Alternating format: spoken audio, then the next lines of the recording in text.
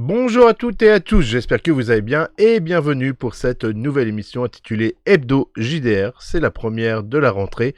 C'est une nouvelle émission qui sera faite en deux parties. Dans une première partie, nous allons parler plutôt de l'actu JDR, des sorties, les événements et ce genre de choses. Et dans une seconde partie, eh bien, vous aurez la présentation d'un livre de l'émission qui est tournée en live tous les mardis sur Twitch et qui s'appelle À la page. J'espère en tout cas que cela va vous plaire. C'est une nouveauté de la rentrée. En tous les cas, je vous invite déjà à me mettre un petit like de satisfaction et bien sûr me laisser des petits commentaires, comme ça je saurai ce que vous en pensez et comment faire évoluer cette émission. Eh bien, on va d'abord commencer par les sorties. Qu'est-ce qui sort cette semaine? Les émissions comme ça seront le vendredi. Et c'est une semaine un petit peu décalée, je vous l'entends, mais ça sera du samedi, l'actualité du samedi au vendredi. Comme ça, je vous annoncerai les événements, les sorties à partir du samedi et tout ce qui se déroulera sur la semaine qui suit. Dans les sorties, eh bien, on a déjà des financements participatifs. Je pense particulièrement au financement participatif d'une campagne qui est actuellement sur Game on Tabletop, d'une licence que j'aime beaucoup. Il s'agit de Elysium, donc sur Mutant Year Zero aux éditions Arkham Asylum Publishing. Et après le livre de base dans lequel vous jouez des humains mutants, la suite à Gen Lab Alpha où vous jouez des animaux qui ont subi des transformations et qui sont devenus humanoïdes. Et après Mechatron où là vous jouez carrément des robots. Eh bien, dans cet univers apocalyptique, il nous manquait une chose, bien sûr, ce sont les humains. Les humains en leur état. C'est la troisième grande extension, hein, donc le livre de base, plus Gen Lab, plus Megatron, et donc la Elysium, ça fait sa troisième extension. C'est sur la série donc Mutant Year Zero, où vous allez découvrir un peu l'histoire des humains de l'enclave. Donc dans cette enclave, on va jouer... Oui, même moi j'ai du mal à me dire, on va jouer des humains, des vrais humains, oui, oui, et qui sont répartis en 4 grandes familles, hein, la maison Wartburg, Fortescue, Morningstar et les Kiglor, qui rivalisent pour avoir le pouvoir de l'Elysium. Ça me fait penser un petit peu à Dune quand même, hein. Donc si l'Elysium, comme les autres, est une extension du livre de base, bien sûr, il est tout à fait possible de l'acheter comme un livre de base, parce que les règles sont dedans, sachant que chaque extension a quand même des différences au niveau des règles, au niveau de l'organisation, mais qui sont totalement jouables ensemble aussi. Moi-même, j'avais proposé des mini-campagnes en mélangeant la version de base, donc avec des humanoïdes mutants, et le Gen Lab. Et bien sûr, on peut tout à fait croiser les différentes extensions. D'ailleurs, dans le financement participatif, il y a un livre un scénario, hein, qui permet de croiser tout ça. Donc je vous invite à aller voir ce financement participatif, c'est sur le système Year Zero. Et il reste, à partir d'aujourd'hui, la diffusion de cette vidéo, 11 jours pour participer au financement participatif, hein, sachant que, comme tous les financements, souvent, en tous les cas, vous aurez le droit à des petites surprises, des petits goodies, si vous participez. Je vous mettrai bien sûr pour chaque présentation le lien dans le descriptif qui vous permettra de prendre un peu plus connaissance des différents livres et événements que je vais vous proposer aujourd'hui. Aussi sur Game on Tabletop, il y a actuellement un livre qui n'est pas tout à fait du JDR, qui s'appelle 50 tutos pour dessiner l'architecture et la nature de Maxence Albanel. C'est l'auteur également de la trilogie JDR Domaine de Sid Mills et le guide de l'architecture. Alors que dire de ce livre?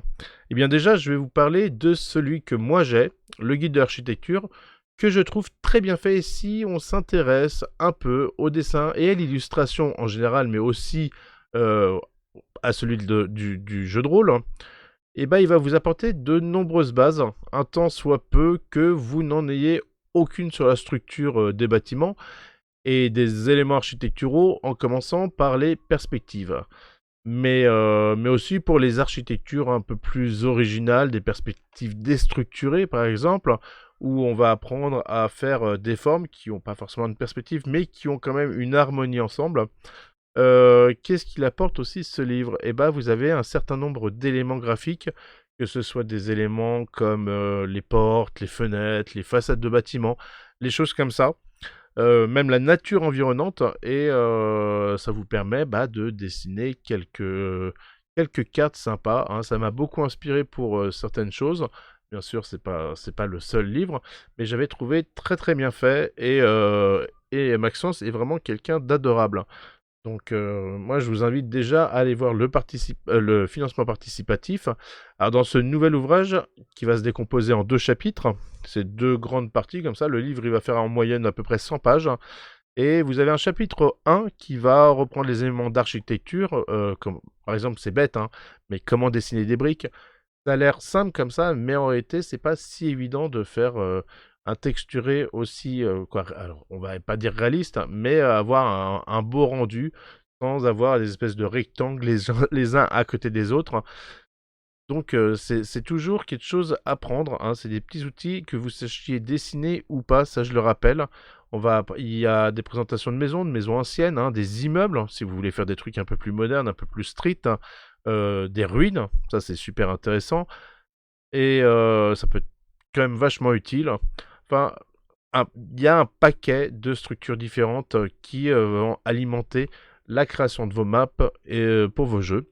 Et dans le deuxième chapitre, eh bien, comme ça le nom te l'indique, hein, ça sera plus des éléments de type nature avec des fleurs, de l'eau. L'eau, c'est assez compliqué en réalité à dessiner, à représenter, hein. Les arbres, même des squelettes d'animaux, mais aussi plus impressionnants comme, je sais pas, des montagnes, des grottes, voilà. Ce livre est vraiment un très bon outil pour faire du dessin. Alors, vous allez me dire maintenant, on a des logiciels, moi-même j'en utilise, hein, des logiciels qui sont pas forcément très chers et qui permettent de faire du mapping. Oui, oui, c'est vrai. Mais je pense que même si vous utilisez ce genre de logiciel, c'est toujours intéressant de savoir faire à la main. Et si vous êtes comme moi et que vous avez un petit carnet de suivi, moi bon, il est pas là, mais j'ai mon petit carnet qui me permet de faire mon suivi de campagne ou de mi-campagne ou même d'OS. Et puis parfois je fais des petits graphes, des petits croquis, des petites choses comme ça. J'illustre un petit peu, voilà, ça égaye légèrement le carnet de croquis.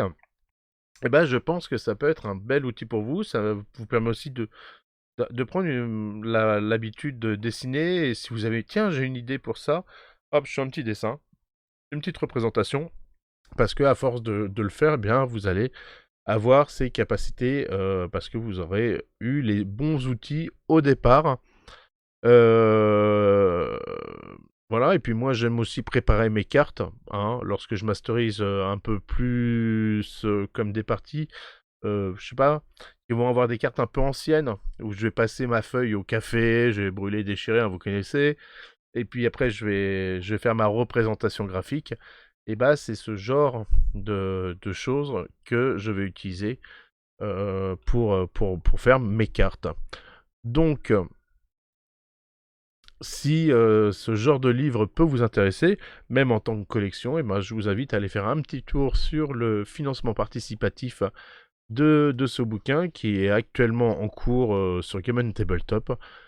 Et puis vous me direz ce que vous en pensez. En tous les cas, là on va partir sur un autre financement participatif qui cette fois est sur Ulule, qui est aux éditions des Studios Agathe, qui est une grande série que nous connaissons ou pas, hein. D'ailleurs on va en parler. Septième mer pour Katei. Alors, j'espère le prononcer bien, Katei. Moi j'avais eu le petit livre de présentation par Agathe, voilà, qui est une sorte d'extension à Septième mer. Mais là qui va vraiment être un truc à part entière. Alors pour celles et ceux qui ne connaîtraient pas déjà Septième mer, c'est très important de savoir de quoi on parle. Et c'est une grosse erreur de ne pas connaître Septième mer, mais bon. C'est un jeu de rôle de KPDP qui est écrit par un collectif d'auteurs, dont principalement Monsieur John Wick. Et quand je dis John Wick, hein, je ne parle pas du tout du film, ça n'a rien à voir. Et c'est entre autres l'auteur, ou un des auteurs, ou l'auteur principal d'ailleurs, de La Légende des Cinq Anneaux, pour ceux qui connaissent, ou encore d'un jeu qui s'appelle Cat, hein, qui a inspiré pas mal un jeu de chat qui est sorti dernièrement. Voilà, sans souffler mot de quoi. Mais voilà, qui est un jeu de chat mystique au milieu des humains qui les contrôlent. Je n'en dirai pas plus. Donc Kaitei, se veut comme un jeu de rôle à part entière. Cette fois, ils vont sortir vraiment le livre qui prend place dans l'univers de Septième Mer, hein. Ça veut dire qu'avec le livre, vous pourrez bien sûr, euh, sans avoir besoin du livre de base de Septième Mer, créer vos persos, avoir le système de règles complet, hein. C'est vraiment le livre, il vous donne tout. Son univers, bien sûr, particulier, et le supplément qui décrit l'immense continent oriental, puisque celui-là se passe dans le continent oriental de Terra. Après, si vous êtes déjà un assidu de Septième Mer, bah, ça vous fera une extension. Ça sera un très beau supplément, voilà, qui va élargir vos aventures et qui vous permettront de découvrir de nouveaux territoires avec vos mousquetaires montaginois, pour ceux qui savent de quoi je parle. Mais ouais, on peut le vivre dans une aventure dans l'Asie, en gros, en soi, avec des personnages qui seront propres à cette histoire, où on peut vraiment prendre Septième Mer et puis intégrer les personnages peut-être qu'on fait vivre depuis quelques temps, quelques mois, quelques années, et leur faire découvrir un nouveau territoire. Pareil, je vous mettrai le lien dans le descriptif, comme ça vous pourrez aller voir directement le financement. Il commence, il me semble, le 14. Donc, non, pas le 14. Il commence quand? Il commence le 19 septembre. Donc, dans le cours de la semaine, vous pouvez bien sûr signifier à Ulule que vous êtes averti, hein, du départ de ce financement. Et il finira le 12 octobre. Donc, je vous invite quand même à aller acheter un coup d'œil si vous aimez KPP, les voyages en bateau, les choses comme ça. C'est un jeu qui sera vraiment pour vous. Qu'est-ce qui se passe encore cette semaine? Eh bien, on a plusieurs événements, et pour ce week-end, on va en avoir 4. Alors, on va commencer par un petit événement qui se passe en boutique à Sortilège Le Mans, donc au Mans. Et comment dire? Et ce sera, alors là, c'est vraiment un petit truc, hein, ça se passe dans une boutique. C'est des démonstrations de jeux par les copains d'OBA Édition, et qu'on retrouve d'ailleurs à Octogone à Lyon à la fin du mois, normalement. Il me semble qu'ils viennent, hein. Et l'événement va se dérouler samedi 16 et dimanche 17 avec des démonstrations de Wallowide et de Imperium 5. Donc il y aura plusieurs parties qui vont être proposées dans la boutique. Alors les places bien sûr sont limitées, et si vous êtes dans le coin et que vous souhaitez découvrir ces jeux, je vous mets le lien dans le descriptif. Et puis bah, pensez à aller voir s'il reste des places, vous inscrire. C'est vraiment deux très très bons jeux que fait OBA, et ils sont vraiment à découvrir. Bah, si vous n'êtes pas dans le Mans, mais si vous êtes sur Lyon, je vous invite aussi à venir à Lyon pour découvrir les jeux. Il y a également des parties, il me semble. Donc regardez, checkez s'il y a des places disponibles pour pouvoir venir participer et découvrir ces deux jeux. J'allais dire magnifiques, oui c'est ça, magnifique en fait. Qu'est-ce qu'il y a comme autre événement? Eh bien, il y a le salon du jeu d'Angoulême qui se déroule du 15 au 17 septembre. C'est un salon qui se veut plutôt familial, sans aucune prétention, hein. Il y aura comme présentation du JDR, du jeu de figurines, du jeu de plateau. Il y a des prototypes, des escape games et des tournois. Et cet événement se veut de mettre le plus possible en avant les acteurs locaux. Donc je trouve ça plutôt sympa. Donc ils seront représentés, bah, des associations, les pros, hein, les ludothèques du coin, et puis bah, tout ça afin de vous faire découvrir l'univers du jeu. Vous pourrez participer du vendredi à 18 h jusqu'à minuit, le samedi également de 10 h pour le coup jusqu'à minuit, et le dimanche, eh bien, ça sera de 10 h à 18 h, journée un peu plus courte, mais bon, le lendemain, c'est boulot. Pareil, je vous mets à chaque fois le lien dans le descriptif, donc pensez à aller voir, aller faire un petit tour, voir un petit peu si ça peut vous intéresser, si vous êtes dans le coin également. Du 15 au 17, on va avoir dans la région de Limoges, vous pouvez participer à Cité en Jeux. C'est un festival organisé par la ludothèque de la Cité des Jeux dans le quartier Cathédrale de Limoges, et j'ai trouvé l'idée super sympa parce que c'est une soirée dans les bars du quartier. Ouais, voilà, donc c'est pas vraiment un lieu, c'est vraiment vous allez jouer dans les bars du quartier, avec des acteurs du monde du jeu, rencontres ludiques, des tournois qui vont être organisés, et je pense quand même pas mal de plaisir. C'est un événement à la cool, bien organisé, hein, dans le quartier, sur les 3 jours, et si vous voulez en savoir plus, je vous laisse le lien également en description. Mais je regrette d'être quand même loin de Limoges parce que faire une soirée comme ça dans tout un quartier, ça doit être vraiment sympa. Qu'est-ce qu'il y a? Notre dernier événement, je crois. C'est à Poitiers ce coup-ci, toujours du 15 au 17. Vous pouvez participer au festival d'Ultavia. Et ce festival a pour but de promouvoir le jeu en tant que loisir et vecteur de lien social. Et ça, on aime ça. Il cherche également à démocratiser la pratique du jeu auprès de toutes et de tous, et de casser ces clichés qui peuvent encore exister la concernant. Le festival d'Ultavia sera également une vitrine sur les univers ludiques, permettant de rencontrer les associations locales ainsi que les professionnels pour pouvoir s'engager ou découvrir des vocations dans le domaine. Il se passera oui, à la maison des étudiants. Donc là, c'est vraiment sur un lieu unique. Et petit plus, il y aura les copains d'Elestria. J'ai vu ça, j'étais super content pour eux, pour qu'ils puissent faire découvrir leur jeu, parce qu'il est vraiment sympa. On avait fait une partie qui est sur ma chaîne, il me semble. Non, je sais plus si c'est chez moi qu'on l'avait tourné ou pas. En tout cas, je sais que vous pouvez retrouver une interview chez moi, et ça c'est certain. Présentation du jeu Elestria. Et, et en plus, sur l'événement, ce que je trouve sympa, c'est qu'ils organisent une brocante ludique.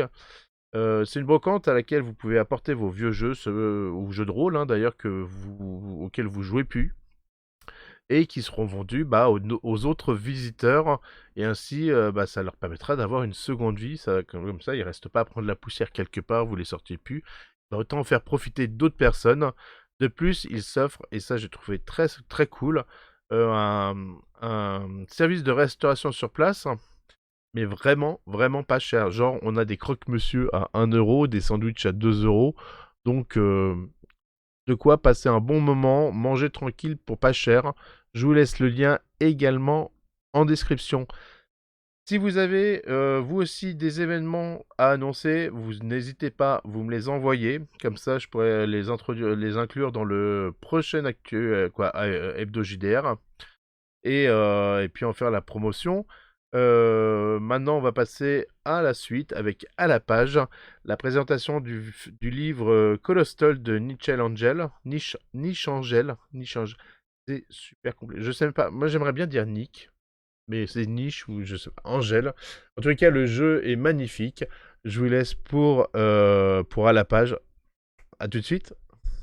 Bonjour à tous et bienvenue pour cette nouvelle vidéo, j'espère que vous allez bien.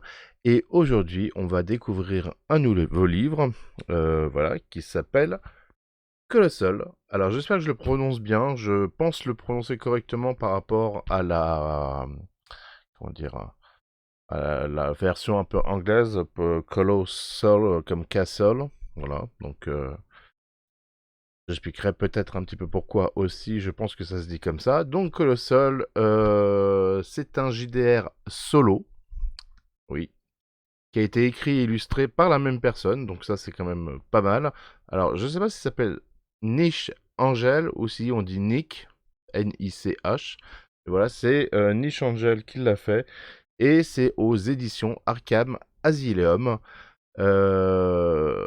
Peut-être que vous aviez déjà entendu parler de ce jeu, parce que moi il me semble que avant qu'il soit édité comme ça en dur, et on est très content parce qu'il est très beau, il était sur Itch.io en PDF. Et voilà, ils l'ont sorti. Arkane, je pense qu'il a voulu reprendre les droits dessus, l'acheter, quoi, l'éditer et nous faire un très très beau produit. On va passer, tac, voilà, hop, je remonte le livre, comme ça on le voit mieux. Alors, c'est un format BD, hein. C'est vrai, j'ai pas noté le nombre de pages qu'il y avait. Il est pas très épais, en vrai.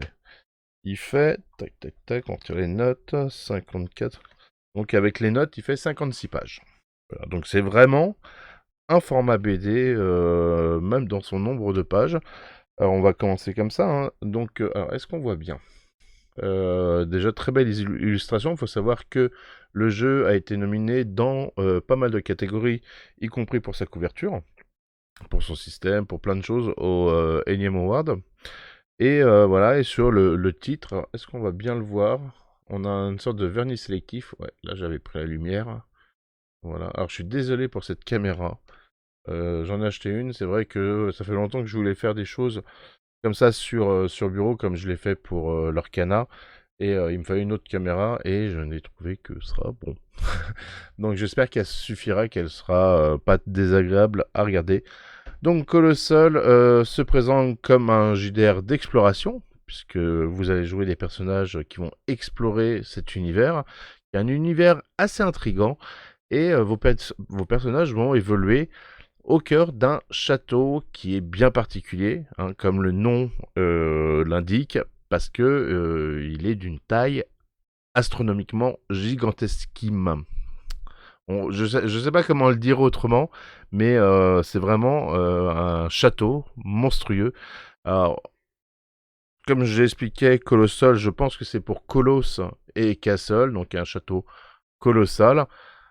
Et chaque pièce que votre personnage va parcourir, et bah une pièce, ça peut être un paysage, des montagnes, ça peut être un océan, ça peut être une ville, ça peut être plein de choses comme ça.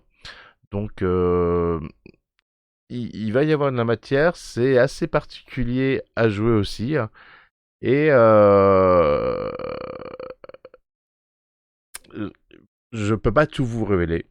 On va un peu le feuilleter comme ça. Je vous expliquerai un petit peu la fin du bouquin. Mais on va dire qu'il paraît qu'aucun aventurier n'a jamais réussi à aller sur le toit de ce château, ou en tous les cas sur ses remparts. Peut-être, on ne sait pas. Vous verrez. En tous les cas, c'est un univers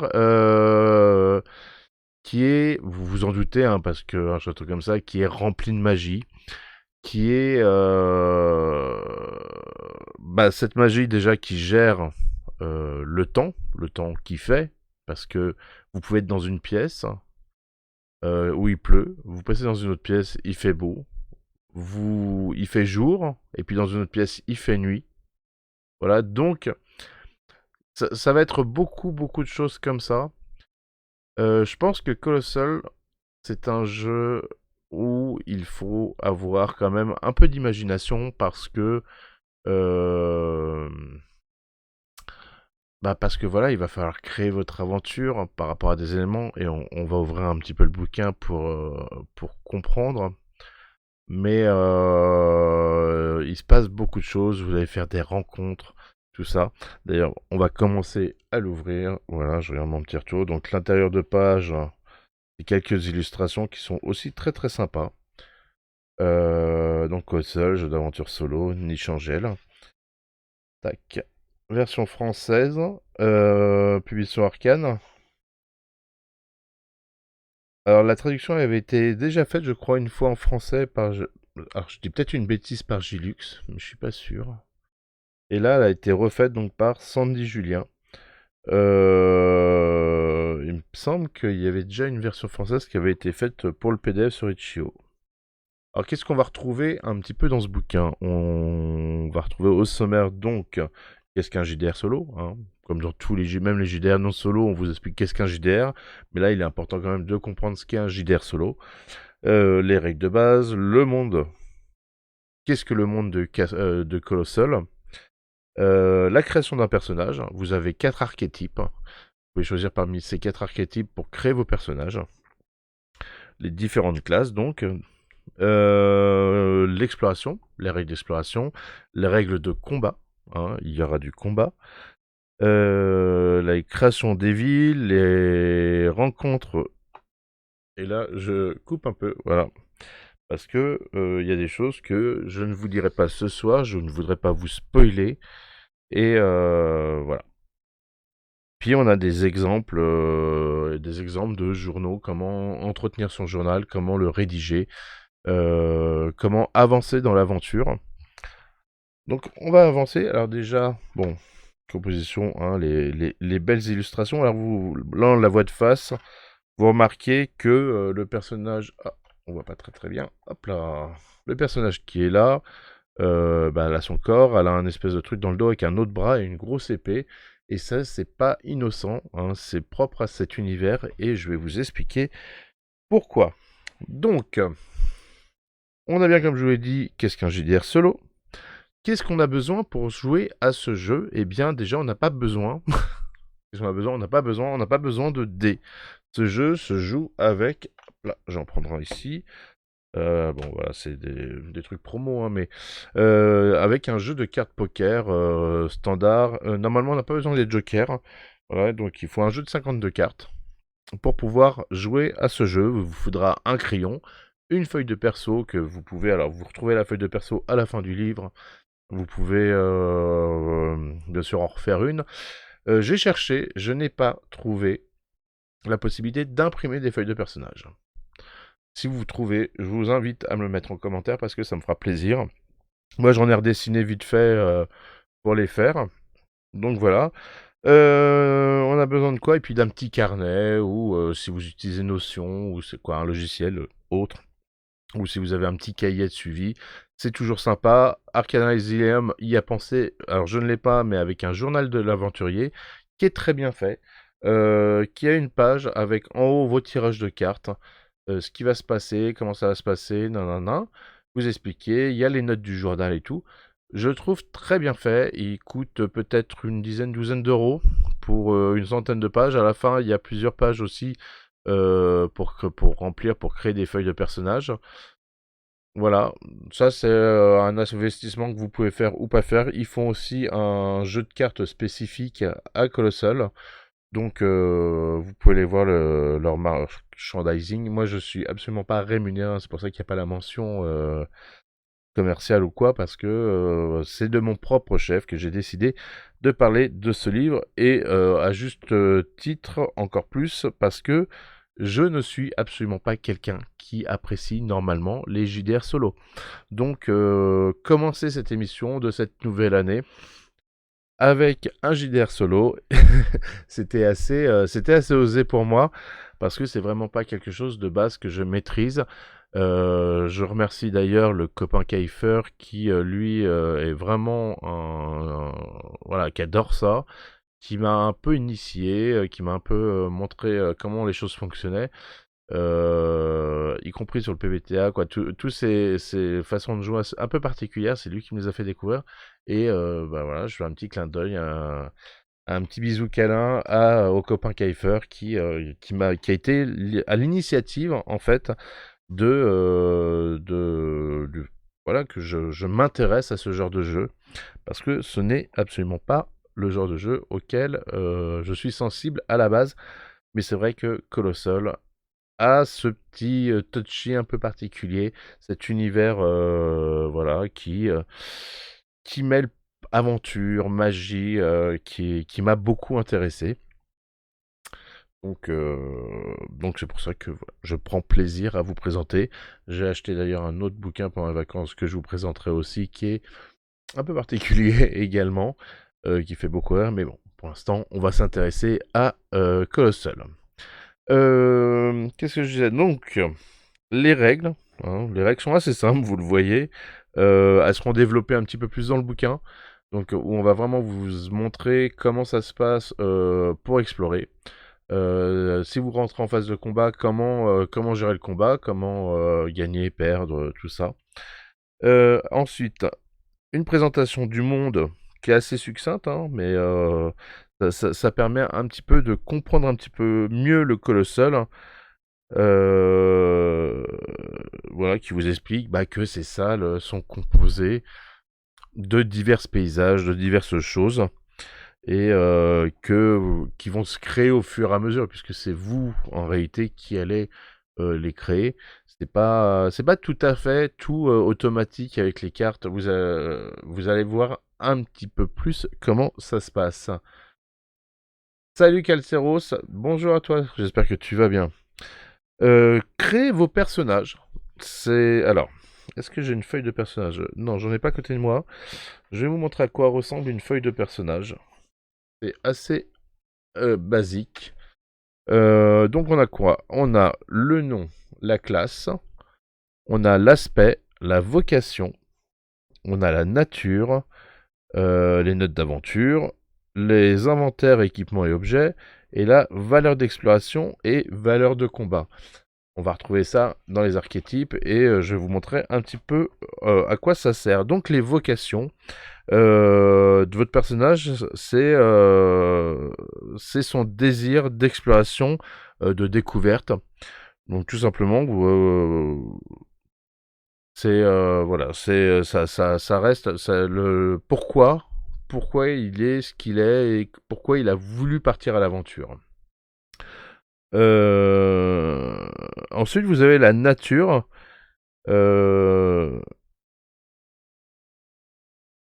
C'est son état. C'est comment il va gérer des situations, par exemple, où il va rencontrer des gens. Est-ce qu'il va être sensible? Est-ce qu'il va être protecteur? Est-ce qu'il va être... Voilà, il y a plein de qualificatifs comme ça qui vont s'ajouter à votre personnage pour lui donner une forme de background, une forme de personnalité, qui vont se mêler à vocation et nature. Ça va être un peu l'esprit de votre personnage. La classe, bon, ça vous connaissez normalement si vous jouez un peu à des jeux de rôle, ce qu'est les classes, et ça va lui permettre aussi comment dire, de prévoir des stratégies de combat ou d'être vraiment fonceur ou des choses comme ça. Et puis bien sûr les armes. Qu'est-ce que vous avez comme armes? Comment vous allez les utiliser? Sachant qu'il n'y a pas d'arme qui en vaut mieux qu'un autre. Vous pouvez avoir un cure-dent dans votre main comme une sulfateuse, c'est kiff-kiff. Non, je vous le dis parce que après, il y a des particularités dans les archétypes. On va voir au niveau des armes. Mais quand on vous demande de faire une attaque d'armes, c'est plus à vous de décrire comment vous allez utiliser, maîtriser votre arme en fonction de de vos capacités. Faisais une banane parlante. Alors, comment on fait pour... alors, on va pas faire tout un cours sur comment créer un personnage, mais je vais vous expliquer rapidement. Vous avez plusieurs tableaux comme ça. Vous allez prendre votre petit jeu de cartes. Hein. Vous allez tirer, mélanger, tout ça, tirer des cartes. Et en fonction de ce que vous avez tiré, vous aurez par exemple votre vocation. Imaginons, je tire un valet ou une dame. Qu'est-ce que ça me raconte? Ça me raconte qu'un plan et un... Pardon, j'ai mon micro juste devant. Un plan et une clé transmis de génération en génération dans votre famille.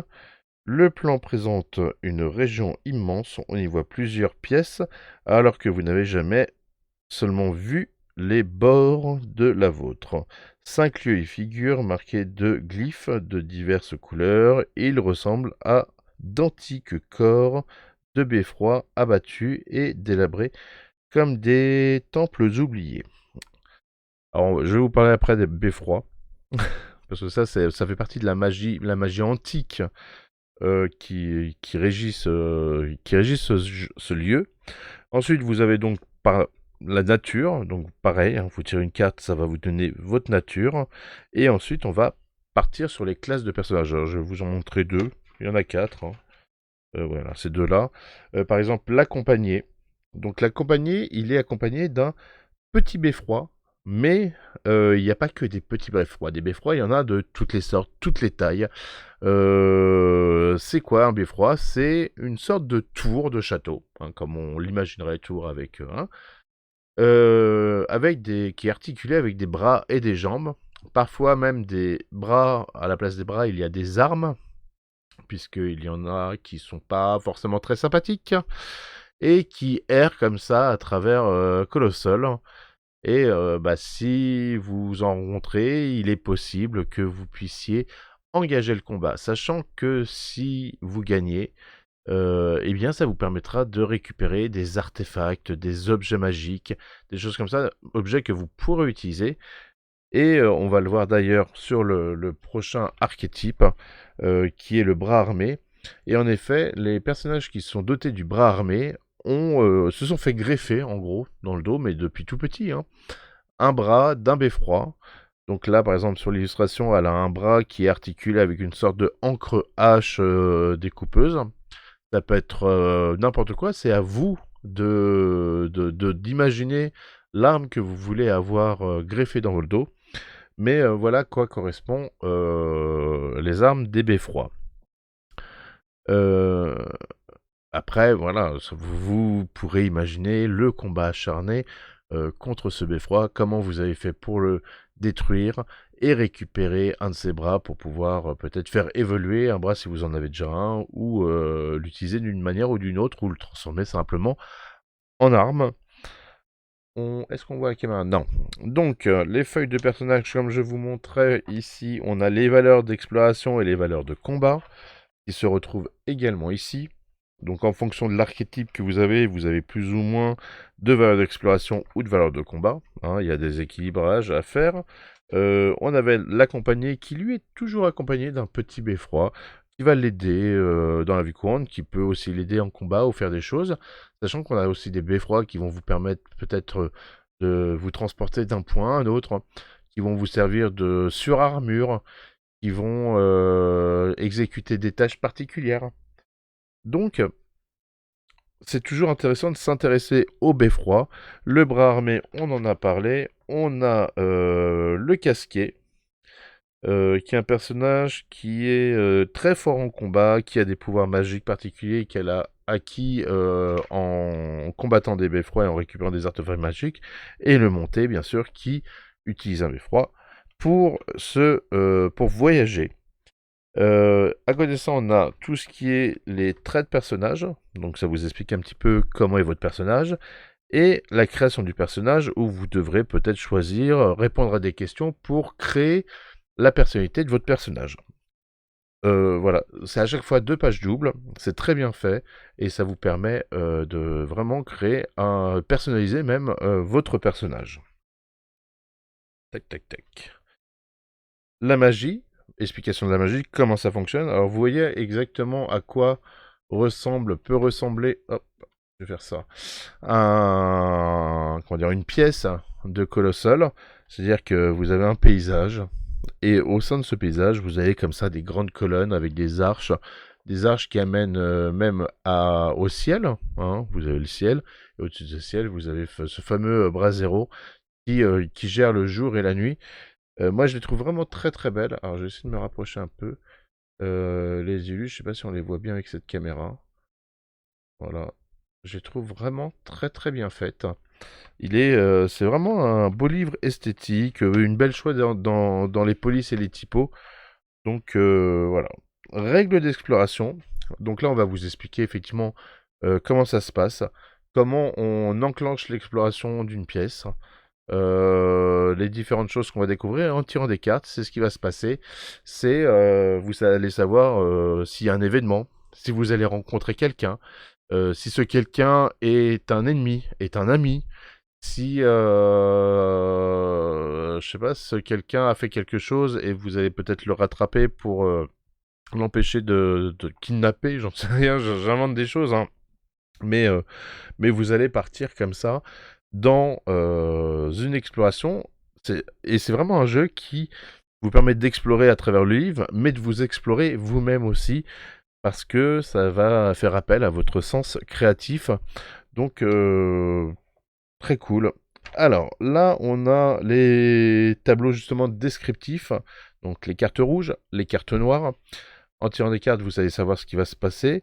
En fonction de la couleur et en fonction du signe de la couleur, et bah, il peut se passer, vous pouvez avoir une même situation qui va diverger. Donc comment dire? Si vous sortez à peu près les mêmes cartes 2 fois de suite, et bah, il est possible que si c'est un carreau et un cœur, la première fois un carreau, la seconde fois un cœur, pour la même phrase, vous aurez une façon de l'appréhender différente. Moi, ça rend le jeu un peu plus riche. Après, bien, tout ce qui est les objets, les événements. Donc les objets, ça peut être aussi des trésors. Hein, on va aller chercher les trésors et ça, on va en reparler des trésors parce que ils ont une importance quand même dans ce jeu, les trésors.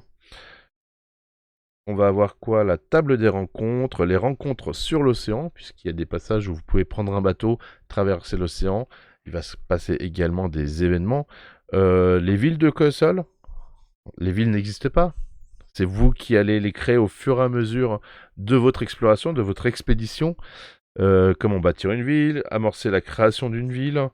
Voilà, les guildes de chasseurs, très important les guildes. Dans les guildes, bah, qu'est-ce qu'on fait dans une guilde? On boit, mais on récupère surtout des missions. Donc on va pouvoir avoir des missions au travers de la guilde. On a quoi? On a les crèches. Ah ouais, les crèches de Beffrey. Alors les crèches, ça permet en gros, bah, c'est des bébés, beffrois. Voilà, donc on va faire grandir. Il y a les tavernes, les maisons à vendre, puisque vous pouvez acheter des maisons avec des trésors justement, différents objets chez le marchand, les tables des rencontres, tout ça. Et cette partie-là, je vais la garder secrète à la fin, je vous expliquerai pourquoi. Hop, voilà, je vais le refermer avant de trop spoiler.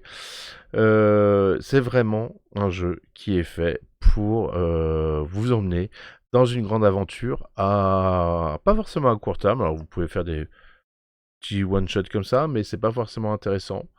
Vous pouvez, moi je dirais à moyen et à long terme, hein, il est vraiment possible de créer une aventure. Vous pouvez aussi créer, moi je trouve ça drôle, plusieurs personnages, les faire partir de points différents, et pourquoi pas parfois les faire se rencontrer. Je sais pas, un jour vous jouez un des personnages avec un archétype, un autre jour vous faites un autre personnage, et peut-être dans une ville ils vont se rencontrer pour on ne sait quelle raison. Euh, il y a quand même pas mal de choses à faire. Il est pas très épais, mais il est réellement très riche comme livre. Donc, ouais, voilà, c'est ce qui m'a intéressé. Comme je vous ai dit, hein, je suis pas très JDR solo, mais c'est vraiment ce qui m'a intéressé à travers Colossal. D'ailleurs, si vous avez des questions ou des choses ou des commentaires à faire, hein, n'hésitez pas à me les mettre dans le chat. Comme ça, je pourrais peut-être y répondre. Vous pourrez répondre à mes questions vous aussi. Qu'est-ce que je voulais vous dire? Ça, j'avais fait la création de personnages. Ah oui, parce que là, on parle de JDR solo, mais il existe, alors en anglais, pour l'instant, en tous les cas, donc il y a une aventure en anglais qui existe, il me semble, et il y a également, ils ont fait la possibilité avec des règles modifiées pour pouvoir jouer en duo. Et ça peut être sympa aussi si on appréhende le fait de jouer en solo. Alors pour l'instant il est que en anglais, je sais pas si Arkane le fera, mais le fait de pouvoir jouer en duo, ça peut être très très drôle. Euh, donc après si vous maîtrisez l'anglais ou si vous avez un peu de temps pour traduire un truc, il est pas très très cher. Bon, il fait quelques pages, hein, c'est pas un grand ouvrage. Hein. Euh, Oui, voilà, c'est ça, c'est la zone secrète à la fin. Je veux pas vous la montrer parce que il y a des révélations sur le Colossal, il y a des révélations sur les remparts, sur les choses comme ça. Et d'ailleurs, il est bien stipulé au début de ce chapitre que si vous n'avez pas fait tout le début, il ne faut pas le lire parce que vous allez vous faire spoil. mais il y a des trucs de ouf dedans. Moi, j'ai regardé, j'avoue. Il y a des trucs, non, il y a vraiment des trucs très très sympas euh, pour, euh, pour vraiment développer l'histoire, rajouter pas mal de choses dans les aventures, dans les explorations. Donc, c'est assez cool. Voilà.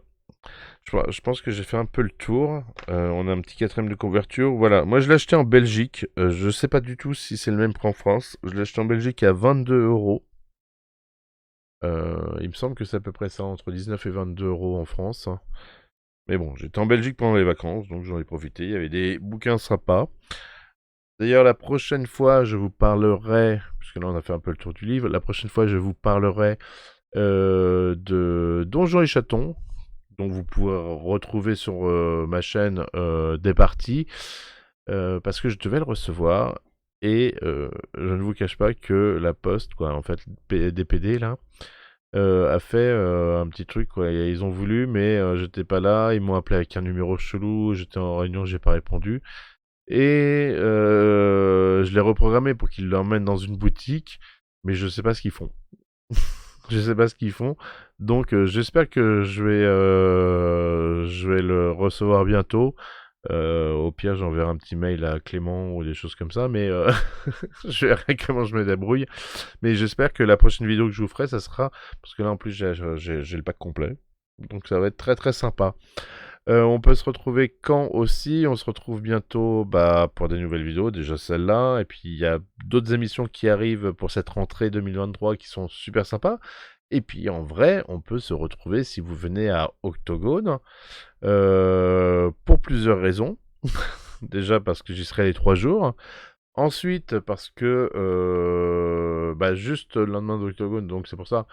C'est mon anniversaire, donc on pourra aller. Normalement, on va tous prendre un verre dans les soirs, donc on pourra aller prendre un verre pour mon anniv. C'est toujours sympa.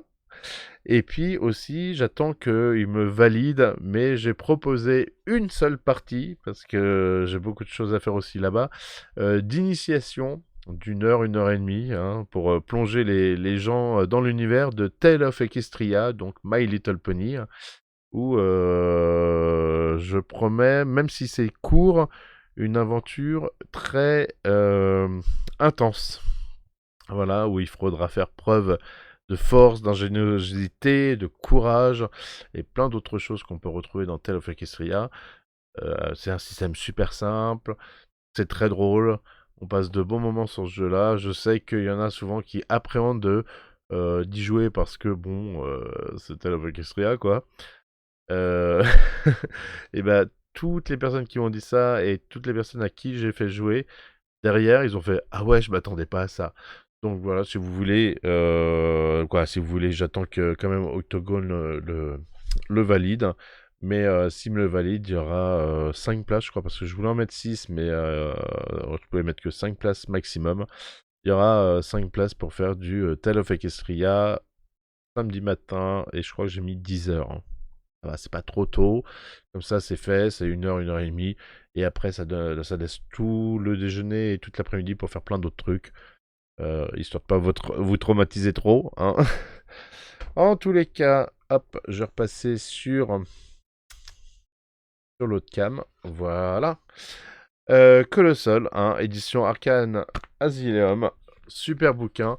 Je vous le conseille en jeu solo si vous voulez expérimenter les bienfaits. Donc, si vous n'avez jamais fait de jeu solo, que vous voulez vous lancer. Par contre, je mets un warning hein, quand même. La richesse de votre aventure ne dépendra que de vous. C'est-à-dire que le jeu donne beaucoup d'outils, beaucoup de choses intéressantes à exploiter. Mais je vais vous donner un exemple. Vous êtes en bateau sur l'océan, vous allez rejoindre une île ou quelque chose. Et alors, c'est pas forcément ça dedans, hein, mais voilà. Vous tirez vos cartes, il dit que vous croisez un autre bateau corsaire, peut-être, hein, ou des pirates, ou des amis, peu importe, hein. Euh, Ils vont vous donner une situation de base. eh bien, ça va être à vous de développer, de dire ce qui se passe, comment ça se passe, pourquoi ça se passe. Si dans le combat, et ben, en faisant les actions de combat, il y a X tirs, est-ce que vous allez relever? Est-ce qu'il va y avoir des dégâts sur les bateaux? Est-ce qu'il va pas y en avoir? Est-ce que vous avez décidé de fuir, hein, peut-être, hein, c'est aussi une possibilité, hein, vous pouvez fuir, hein. Euh, donc, euh, euh, donc oui, c'est quand même un travail d'écriture. Faut pas être dans le bruit, faut pas être dans le machin. Vous pouvez vous mettre de la musique bien sûr, mais le bon plan, c'est vraiment de se le faire. Et je crois que c'est Kiefer qui avait donné l'astuce, mais je trouve pas ça inintéressant. Alors nous on le fait, pardon. Nous on le fait en stream, c'est vrai. Vous pouvez bien sûr pas streamer si vous voulez pas, mais vous enregistrer, que ça soit avec votre caméra ou que ça soit avec un magnétophone ou autre chose. Mais c'est intéressant aussi de poser sa voix, de raconter l'histoire à la voix, et puis pourquoi pas bah, prendre les notes après. Alors, on me demande si ça rajoute de la jouabilité du coup. Qu'est-ce qui rajoute de la jouabilité au niveau de la possibilité de jouer en duo? Ou j'ai besoin d'un peu de précision. Et je trouve ça, je l'avais fait pour quel jeu? Je sais plus. J'avais testé un jeu solo et j'avais fait comme il disait. Bon, moi je l'avais enregistré en vidéo pour le coup et je trouvais ça pas mal. Après, vous avez la possibilité. Alors, il n'y a pas dans le bouquin, il y a dans le journal de l'aventurier, dans la page de présentation. Donc, en haut, c'est les cartes que vous allez tirer. Après, différents éléments de situation. Et vous avez un espèce de rectangle avec flèche nord, sud, est, ouest et qui vont déterminer en fait vos déplacements. Donc il y a aussi un espace où vous pouvez faire un petit croquis de où vous êtes, ce que vous quoi, voilà le lieu, comment il est, sa représentation. Et puis après, bah, en choisissant les directions, vous vous dirigez vers d'autres pièces, d'autres éléments. Je trouve ça pas mal aussi de pouvoir prendre le temps, d'ailleurs son bouquin, de faire un petit dessin. Je sais pas si vous êtes dans une plaine, et pas faire une petite plaine. Si vous êtes dans un dessert, vous faites quelques dunes. Mais ça illustre, ça stimule aussi la créativité et votre imagination pour pouvoir continuer. Alors, non, de devoir beaucoup inventer soi-même, même si deux situations semblables arrivent, ça permet de quand même faire quelque chose de différent. Tout à fait, parce qu'on est maître de son imagination. L'un comme l'autre, on pourrait lire le même livre. On va être dans un aspect d'imagination de ce qu'on connaît. Donc, on lit le même livre, mais on n'aura pas le figuratif, la représentation de la même manière. Parce qu'on va s'imaginer ci, on va s'imaginer ça. Quelqu'un qui est très proche de la mer, il va peut-être même avoir des sortes de Madeleine de Proust, hein, mais genre des odeurs d'embrun en nez. Si je sais pas, si on est invité à boire une bière, et bah chacun pensera à sa bière préférée, peut-être, hein. Voilà. Donc ça va être des situations très communes et très différentes en même temps. Et puis, bah, chaque petit élément qui se rajoute, chaque petite association qui vont se faire entre les cartes, ça va créer des divergences dans deux situations qui auraient pu être similaires, que vous auriez joué, je sais pas, trois quatre parties avant. Donc, c'est assez intéressant. Sachant que pour jouer avec les cartes, ce qui est pas mal, c'est donc mélanger, hein, faire son petit, bah, sortir ses cartes les unes après les autres, garder un coin de défausse pour poser les cartes qui ont été utilisées, ne pas avoir à les retrouver. Et puis, bah, une fois que tout a été épuisé, bah, vous les remélangez et vous continuez l'aventure. Je crois avoir fait le tour. Est-ce qu'il y a d'autres questions? Je vous invite à me les poser comme ça ou juste à commenter, comme ça on pourra échanger un petit peu. Euh, Moi je sais pas, j'ai trouvé très très sympathique ce jeu. Voilà, le livre est pas excessivement cher. Après bon, bien sûr, hein, chacun ses bourses. Euh, c'est très mal exprimé, je suis désolé, dit comme ça. Et Alors, je mets mes lunettes quand même pour lire un petit peu. Mais qu'est-ce qu'ils disent, par exemple, dans le monde de Colostom? Bien qu'il existe toutes sortes de menaces dans la nature, comme des animaux et des monstres étranges, ainsi que d'autres peuples barbares ou dangereux, oui, parce que vous n'êtes pas tout seul, hein, bien sûr, vu qu'en plus on crée des villes, mais ça peut être aussi des tribus ou autre chose, hein. Le plus grand péril vient des beffrois, donc les fameux beffrois dont je vous parlais. Cet automate de pierre géant patrouille apparemment sans but particulier dans les régions sauvages du Colossol. Donc, c'est un milieu d'aventure et de danger. Alors, pas que, hein. On peut faire des rencontres super sympas, agréables, et qui vont aussi nourrir l'histoire, hein, qui vont alimenter votre parcours, votre aventure. Des choses.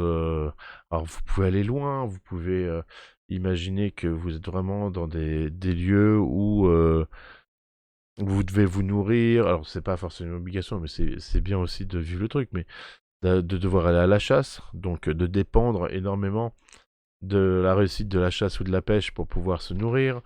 Vous pouvez imaginer que en pleine nuit, vous dormez, un événement se passe. Hein, on va pas passer que des nuits super sympas. Donc il y a plein de choses. Même quand vous tirez vos cartes, c'est bien de savoir les organiser pour pas. Vous n'êtes pas obligé de les exposer toutes d'un coup. Parce que vous avez trouvé que voilà, vous avez tiré 5 cartes, et bah les 5 on les enchaîne. Non, vous pouvez avancer tout doucement sur votre aventure et en fonction de ce que vous avez sorti. Je vois plus trop de questions, donc on va s'arrêter là pour Colossal. Je vous disais, la prochaine fois, on fera je présenterai certainement Donjons et Chatons de Clément Debruyere, qui est illustrateur et l'auteur. Ah, j'ai acheté le PDF il y a quelques temps déjà, mais pas eu le temps de m'y mettre encore. Tout ça m'a donné très envie de me sortir les doigts et de m'y mettre. Et ben, je suis très content que ça te donne envie de sortir les doigts. Et je t'inviterai également à nous faire peut-être un petit retour, si tu veux. Cette vidéo sera sur YouTube. Donc tu pourras dire dans les commentaires, ben voilà, je vis cette aventure en ce moment et j'adore, ou bah c'est de la merde en vrai. Non, parce qu'il faut être honnête après, hein, chacun son truc. Moi, je le trouve sympa, ça veut pas dire que vous allez aimer. Donc les gens, on se retrouve bientôt pour une prochaine vidéo. Alors je ne sais pas si ça sera une autre présentation de livre ou, comme je l'ai dit, rentrée 2023, on a pas mal de choses qui arrivent. Octogone, plein de trucs. Octogone, anniversaire à Octogone. On prend un petit verre ensemble.